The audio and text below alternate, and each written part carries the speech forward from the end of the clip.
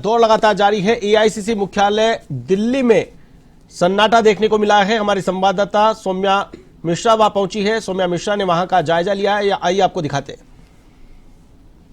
इस वक्त हम कांग्रेस के कार्यालय में मौजूद है और साफ तौर पे आपको तस्वीरें दिखा देंगे कि किस तरह से जो यहाँ पे अभी तक नेता हैं वो बिल्कुल भी जो है वो यहाँ पे नहीं पहुंचे हैं। और साफ तौर पे जो है दिख रहा है कि कांग्रेस में जिस तरीके से जो परिणाम अब तक जो आंकड़े सामने आ रहे हैं वो साफ तौर पे जो कांग्रेस की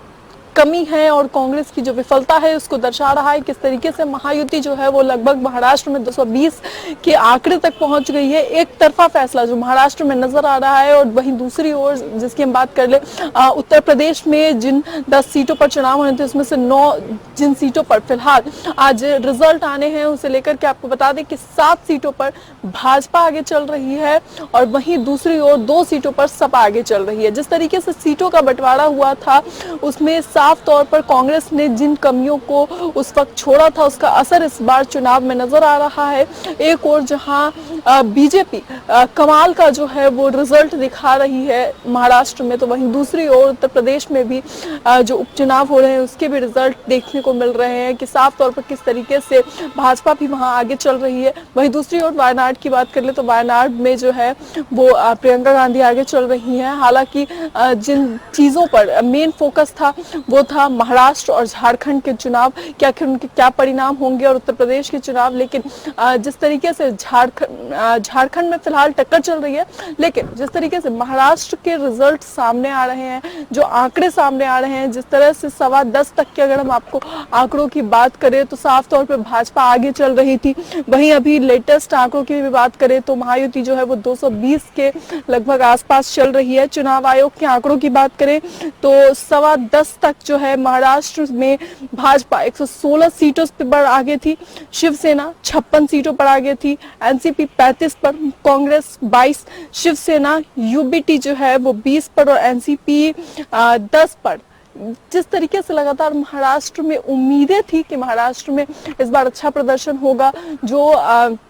स्कीम्स कांग्रेस लेकर आई थी, लेकिन उसका फायदा कहीं ना कहीं भाजपा को नजर आ रहा है। और जिस तरीके से भाजपा ने कांग्रेस की स्कीम्स को पूरी तरीके से जो है वो अपडेट करके एक बार फिर से जनता के बीच में डाला था, उसका भी जो असर है वो देखने को मिल रहा है। वो लाडली बहना योजना हो और जो अन्य स्कीम्स थी उन सभी की बात करें तो महिलाओं का एक को जो टारगेट करने का एक हमेशा से बीजेपी का प्लान रहा है कि जब भी चुनाव आए हैं उन्होंने पहले महिलाओं को टारगेट करने का प्रयास किया है अपने वोट बैंक के तौर पे, तो उसका भी जो नतीजा है वो साफ तौर पर इन आंकड़ों में नजर आ रहा है। साफ तौर पर जिस तरीके से ये आंकड़े सामने आ रहे हैं वो दिखा रहे हैं कि किस तरीके से लगातार जो है वो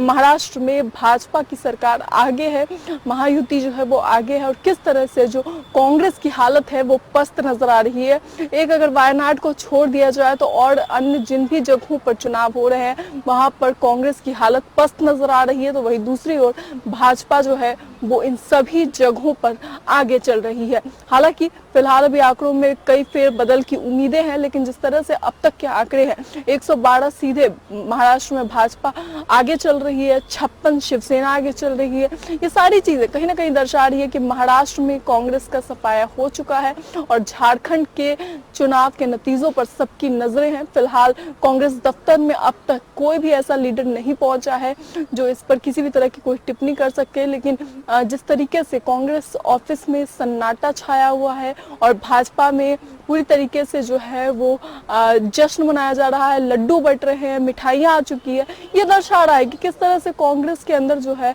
वो हवा टाइट हो चुकी है और कांग्रेस जो है पूरी तरीके से फिलहाल इस खुद के मोड में है कि कहीं ना कहीं उन्होंने जो प्रदर्शन किया, राहुल गांधी ने जो रैलियां की, जिस तरह से उन्होंने मोदी अडानी के मुद्दे को हर जगह पे उठाया, उसका कुछ खास असर इन चुनावों के नतीजों पे पड़ता नजर नहीं आ रहा है।